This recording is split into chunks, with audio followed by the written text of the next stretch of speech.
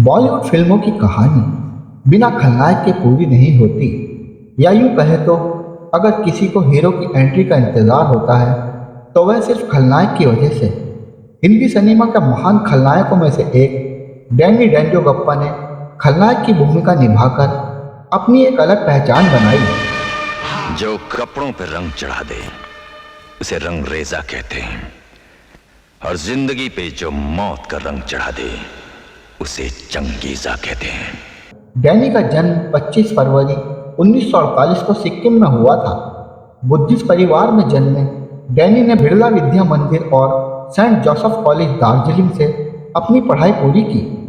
Danny का बचपन से ही सपना था कि वे बड़े होकर भारतीय सेना में काम करेंगे, लेकिन 1960 के दशक में भारत चीन युद्ध के परिणामों को देखने के बाद उनकी मां ने उन्हें सशस्त्र बलों में शामिल होने की अनुमति नहीं दी। उनकी मां ने ही उन्हें अभिनय और फिल्मों में जाने की सलाह दी, जिसके बाद उन्होंने हिंदी सिनेमा की ओर रुख किया। फिल्म और television institute of India FTII Pune में दाखिला लिया। सिक्किम जैसे छोटे राज्य से निकलकर डैनी ने बॉलीवुड में अपने लिए खास जगह बनाई, लेकिन उनके संघर्ष की कहानी बड़ी रोचक है। आग, पानी और भाई जी के साथ नहीं खेलना। आग जलाता है, पानी डुबोता है और भाई जी तड़पाता है। FTII में शामिल होने के बाद डैनी बॉलीवुड अभिनेत्री जया बच्चन के एक अच्छे दोस्त बन गए, जो उनकी सहपाठी थी। जया के सुझाव पर शेयरिंग फिल्म्स डेंजोगप्पा ने एक छोटा सा और सरल नाम डैनी अपनाया। यह उस दौर की बात है जब FTII के यंग लड़के लड़कियां मुंबई की तरफ रुख कर रहे थे। सभी इस शहर के लिए नए थे। वे सारा दिन स्टूडियो और प्रोड्यूसरों के दफ्तर के चक्कर काटने में बिताते थे और रातें जहां भी जगह मिल जाए। उन्हीं स्ट्रगल्स के बीच छोटी छोटी आंखों वाला सिक्किम का एक नौजवान लड़का भी था, जिसका नाम था डैनी डेंजोगप्पा।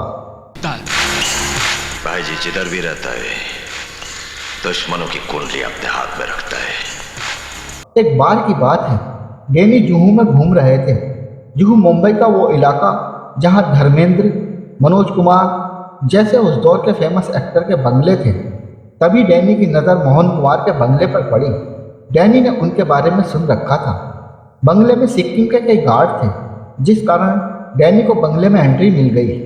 बंगले के अंदर जाने के बाद उन्होंने मोहन कुमार से मुलाकात की, लेकिन जैसे ही उन्होंने मोहन कुमार के सामने अपने एक्टर बनने की इच्छा रखी, मोहन उन पर जोर जोर हंसने लगे। मोहन कुमार ने कहा था कि तुम्हें इंडस्ट्रीज में कोई हीरो बना दे तो मैं अपना नाम बदल दूंगा, लेकिन यह फासला तय करने के लिए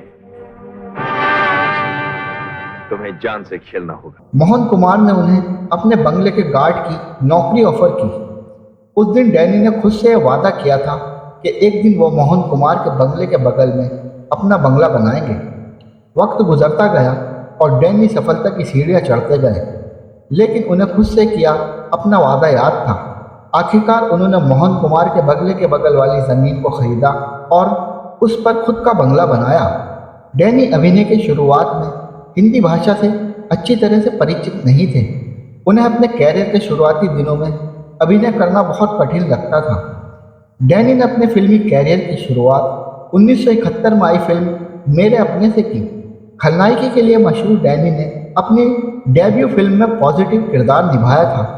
कुछ फिल्मों में संघर्ष करने के बाद डैनी डेंजोगप्पा आखिरकार तब सुर्खियों में आए जब उन्होंने 1973 में B.R. चोपड़ा की फिल्म धुन में नकारात्मक भूमिका निभाई। हॉलीवुड एक्टर ब्रैड पिट के साथ 2003 में उनको द्वारा अभिनीत फिल्म 7 Years in तिब्बत को बहुत सराहा गया। उन्होंने कांचा चीना, बख्तावर, खुदा बख्श जैसे किरदार पर्दे पर निभाए और दर्शकों के बीच लोकप्रिय होते गए। डैनी को ब्लॉकबस्टर फिल्म शोले में गब्बर सिंह का रोल ऑफर हुआ था, लेकिन उन्होंने इस रोल को करने से मना कर दिया था। एक इंटरव्यू के दौरान उन्होंने खुलासा किया कि आखिरकार उन्होंने क्यों गब्बर का रोल करने से मना किया था। दरअसल उन्हें शोले के डायरेक्टर रमेश सिप्पी ने जब फिल्म ऑफर की, तब वे धर्मात्मा फिल्म के लिए फिरोज खान को हाँ कह चुके थे। फिरोज खान ने अफगानिस्तान में शूटिंग की परमिशन भी ले ली थी, लिहाजा शूटिंग टाली नहीं जा सकती थी, तो डेट्स की कमी के कारण उन्हें गब्बर के रोल को ना कहना पड़ा। उन्होंने इंटरव्यू के दौरान बताया कि मुझे गब्बर के रोल के लिए ना कहने का कोई मलाल नहीं हुआ था। वो इसलिए क्योंकि शोले के बाद अमजद खान की प्राइस बढ़ गई थी और इससे उनकी फीस भी ऑटोमेटिकली बढ़ गई थी। डैन जोगप्पा ने अमिताभ बच्चन के साथ कई फिल्मों में काम किया, लेकिन शुरुआत में वह बिग बी के साथ काम करने के लिए अनिच्छुक थे। एक इंटरव्यू में उन्होंने कहा, उन दिनों किसी के साथ अभिनय करना लोकप्रियता के लिए बड़ा जोखिम था, क्योंकि अगर फिल्म सफल हो जाती है तो बड़े अभिनेता को सारा श्रेय मिल जाता था और अगर फिल्म फ्लॉप हो जाती तो असफलता का खमियाजा छोटे अभिनेताओं को भुगतना पड़ता था। अपने 4 दशक लंबे कैरियर में डैनी ने 210 से अधिक फिल्मों में अभिनय किया है। उनकी सबसे प्रसिद्ध नकारात्मक भूमिकाएं धुन, 36 घंटे, बंदिश, जियो और जीने दो, अग्निपथ, हम, सनम बेवफा, खुदा गवाह, घातक, बेबी और धर्म और कानून में हैं। जबकि उनकी सबसे अच्छी सकारात्मक भूमिकाएं फकीरा, चोर मचाए शोर, देवता, काली चरण, बुलंदी और अधिकार में थी। साल 1996 की बॉलीवुड फिल्म घातक में उनके नकारात्मक किरदार कातिया को लोगों ने खूब पसंद किया। कुत्ते का पिल्ला कुत्ता होता है, शेर नहीं। तेरा बाप कुत्ता है, तू कुत्ते का पिल्ला है। कुत्ता है तू कुत्ता।